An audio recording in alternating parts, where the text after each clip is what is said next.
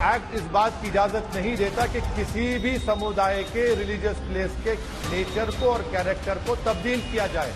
मैं एक मस्जिद को खो चुका हूं, दूसरी मस्जिद को नहीं खोना चाहूंगा मैं।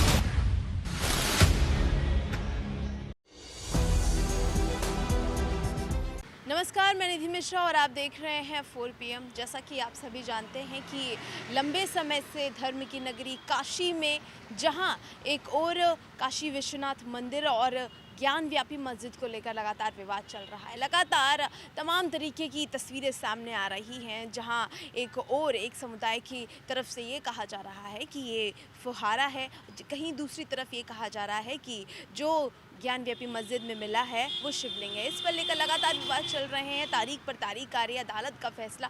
और इन सब के बीच जो तस्वीरें वायरल हुई हैं, क्योंकि सर्वे के दौरान जिस तरह की वीडियोग्राफी की गई, उसके बाद जो तस्वीरें वायरल हुई, उन तस्वीरों में काफ़ी कुछ साफ होता हुआ दिख रहा है। लेकिन इन सब के बीच सबसे बड़ी बात ये कि आखिर कहने के बावजूद जो जज ने जब जिस तरह का निर्णय लिया था कि ये जो सर्वे की जो रिपोर्ट है, ये तस्वीरें हैं, ये कहीं वायरल नहीं होंगी जब तक वो कुछ फैसला नहीं आ जाएगा। ऐसे में तस्वीरें भी वायरल हो चुकी हैं और अब जो इस समय चल रहा है वो ये कि जहां एक और ये विवाद लगातार तूल पकड़ रहा है, जहां तमाम तरीके की तस्वीरें, चाहे हम हिंसक तस्वीरें सामने देखते हैं, और फिर वहां पर एक और तस्वीर सामने आई है जहां पर कुछ हिंदू समुदाय के लोग यानी कि पूजा पाठ करना चाहते हैं, वहाँ पर पूजा अर्चना करना चाहते हैं और कह रहे हैं कि भाई देखिए, जो ज्ञान व्यापी मस्जिद में जो फुहारा मिला है, जिसको आप फुहारा कह रहे हैं, वो फुहारा नहीं है, वो शिवलिंग है। लेकिन जो शिवलिंग मिला है उसकी वो पूजा अर्चना करना चाहते हैं। ऐसे में अभिमुक्तेश्वरानंद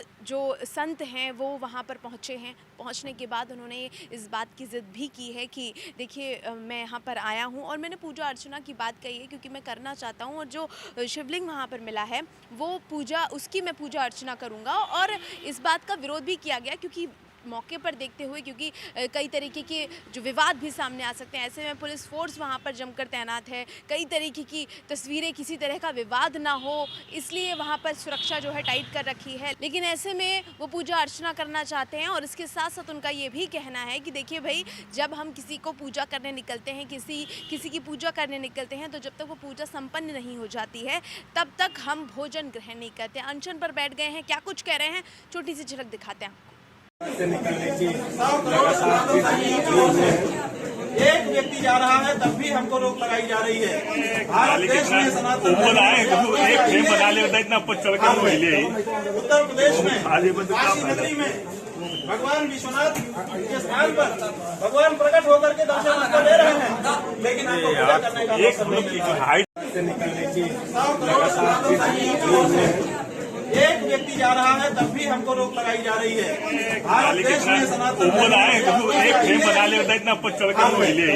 उत्तर प्रदेश में काशी नगरी में भगवान विश्वनाथ के स्थान पर भगवान प्रकट होकर के दर्शन दे रहे हैं, लेकिन आपको पूजा करने का अवसर नहीं मिल रहा है। तो ये वहाँ पर जो पूजा अर्चना की जो जिद पकड़े हुए हैं कि हालांकि जो पुलिस फोर्स है वो लगातार कह रही है कि जब तक कोई फैसला नहीं आ जाता, जब तक कोई सुनवाई नहीं आ जाती, इस तरह का कोई भी प्रकरण नहीं करने दिया जाएगा, क्योंकि इन सब चीज़ों से हिंसा भड़क सकती है। लेकिन जहाँ एक और भावनाओं की बात आ जाती है और तमाम तरीके की तस्वीरें हमें देखने को मिलती हैं, ऐसे में जो जिद करने का जो उनका तरीका है, अनशन पर बैठकर उन्होंने जिद किया है। लेकिन आगे कैसे क्या होगा, क्या कुछ फैसला लिया जाएगा, ये तो वक्त बताएगा। लेकिन इस समय उत्तर प्रदेश की सियासत सबसे गहमा गहमी मची हुई है, जहां एक और विधानसभा के चुनाव संपन्न हो चुके हैं। परिणाम आप सभी के सामने है कि भारतीय जनता पार्टी ने 37 साल बाद एक ऐतिहासिक जीत दर्ज की है। लेकिन ऐसे में जो उपचुनाव हैं वो भी होने हैं। उपचुनाव होने हैं आजमगढ़ और रामपुर में। जी हाँ, जहां एक और सपा अध्यक्ष अखिलेश यादव ने आजमगढ़ की सीट से सांसदीय पद से इस्तीफा दिया था। ऐसे में क्योंकि सांसदीय पद जो है खाली हो जाता है, सेम उसी तरह का जो प्रकरण है वो रामपुर में भी देखने को मिलता है। आजम खान ने इस्तीफा दिया था और विधायकी चुनी थी। ऐसे में आजमगढ़ और रामपुर दोनों की ही सीटों पर उम्मीदवार घोषित करने हैं। लगातार समय समय पर किसी न किसी के नाम सामने आ रहे हैं, और जहाँ पर समाजवादी पार्टी ने, क्योंकि डिम्पल यादव और कई तरीके के नाम सामने आ रहे थे, जहाँ पर डिम्पल यादव, रमा उमाकांत यादव, ऐसे में जो नाम सामने आ रहे थे उन सब पर विराम लगाते हुए समाजवादी पार्टी ने ऐसा औपचारिक रूप से नहीं, लेकिन हाँ ये है कि बलिहारी के बेटे सुशील आनंद पर जो है मोहर लगा दी है कि सुशील आनंद हो सकता है कि आजमगढ़ से सपा के उम्मीदवार हों विधानसभा में उपचुनाव में। वहीं जो तस्वीर देखने को मिल रही है वो आजमगढ़ में ही, जहां 2019 में हमने तस्वीर देखी थी कि निरहुआ और अखिलेश यादव में जो लड़ाई देखने को मिली थी, लेकिन अखिलेश यादव जीत गए थे, निरहुआ हार गए थे 2019 में। फिर से ताल ठोक रहे हैं, फिर से तमन्ना जता रहे हैं कि मुझे फिर से सांसद बनना है। ऐसे में उनका नाम जो है भारतीय जनता पार्टी ने सामने रखा है। अब क्या कुछ होगा ये तो समय बताएगा, लेकिन भारतीय जनता पार्टी ने दोनों ही शहरों पर, चाहे वो रामपुर हो चाहे वो आजमगढ़ हो, दोनों ही शहरों पर उम्मीदवार घोषित करती हैं। जहां निरहुआ को सामने रखा आजमगढ़ से, वहीं रामपुर से घनश्याम लोधी को सामने रख दिया है। लेकिन क्योंकि ये दोनों ही सीट उत्तर प्रदेश के लिए महत्वपूर्ण 2024 का एक आईना दिखाने की कोशिश करेगी, उन सब के बीच जो सबसे ज़्यादा आज की सबसे ज़्यादा अपडेट जो देखने को मिलती है वो समाजवादी पार्टी में कार्यालय पर जिस तरह का माहौल देखने को मिल रहा है, काफ़ी गहमा गहमी का माहौल। और ये माहौल क्यों गहमा गहमी वाला वो भी हम आपको बता दें कि विधानसभा 2022 में जिस तरह से सपा के जो हारे हुए विधायक हैं,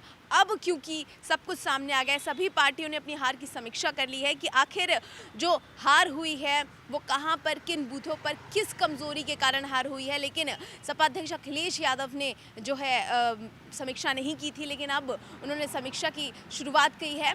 और हालांकि ये जो मीटिंग है, ये जो बुलावा है, सभी विधायकों को बुलाकर एक छोटी छोटी चीज़ों पर बड़ी ही बारीकी से सबने एक रिपोर्ट बनाई है, वो सपा अध्यक्ष को सौंपेंगे। और इस पर समीक्षा करनी भी बेहद ज़रूरी है कि आखिर किन बूथों पर कितनी कमज़ोरी रह गई थी, क्या कुछ ऐसा रह गया था। सभी वर्गों पर ताल मोल करके ही अध्यक्ष जो है अपनी बात को बताएंगे कि आखिर 2024 की जो तैयारी है वो किस प्रकार से करनी है। क्योंकि अगर 2022 विधानसभा चुनाव अगर उत्तर प्रदेश में सबसे महत्वपूर्ण है, लेकिन लोकसभा चुनाव का भी चुनाव जो महत्वपूर्ण है उत्तर प्रदेश के लिए बेहद महत्वपूर्ण है, क्योंकि बड़े बड़े मंत्रियों की, बड़े बड़े नेताओं की साख जो है जुड़ी हुई है। फिर चाहे वो काशी की बात हो, प्रधानमंत्री नरेंद्र मोदी का संसदीय क्षेत्र हो, या फिर गोरखपुर की बात हो, मुख्यमंत्री का क्षेत्र हो, या फिर आजमगढ़ की बात हो, अखिलेश यादव का क्षेत्र हो। बड़े बड़े दिग्गज नेता यहाँ पर अपनी साख को जमा कर बैठे हुए हैं, लेकिन फिजा किस तरह बदलेगी ये तो वक्त बताएगा। लेकिन इस समय सबसे ज़्यादा जो गहमा गहमी देखने को मिल रही है वो चुनावों को लेकर मिल रही है, क्योंकि जहाँ पर समाजवादी पार्टी के अध्यक्ष अखिलेश यादव ने हार की समीक्षा करके सारे हारे हुए विधायकों से रिपोर्ट मांग ली है, और लंबी तादाद में क्योंकि हारे हुए विधायक हैं, और इन सब की रिपोर्ट में क्या कुछ फैसला लेते हैं, क्या कुछ बताते हैं कि हार की समीक्षा किस तरह हुई है, हार की समीक्षा में क्या कुछ परिणाम निकले हैं, ये सब आप देखेंगे सिर्फ और सिर्फ 4 PM पर। मैं निधि मिश्रा, नमस्कार।